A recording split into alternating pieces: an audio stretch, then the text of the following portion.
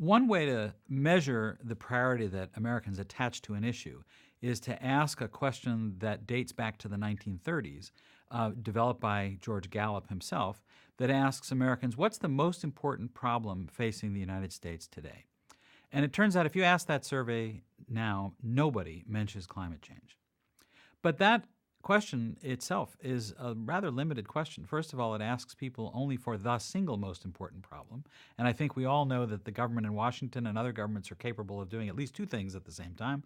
And so asking about more questions makes sense. But secondly, climate change is an issue that's obviously one facing the world, not just the U.S., and that is not necessarily a problem facing the country today, but represents a problem for the future. So when we have asked a slightly differently worded question, what do you think will be the most important problem facing the world in the future if nothing is done to address it? Global warming actually comes in number one. And more than 70% of Americans say they would like government today in the United States spending a substantial amount of effort to address the number one problem and others that will face the world in the future. So we're not so parochial as to be focused only on today's domestic problems.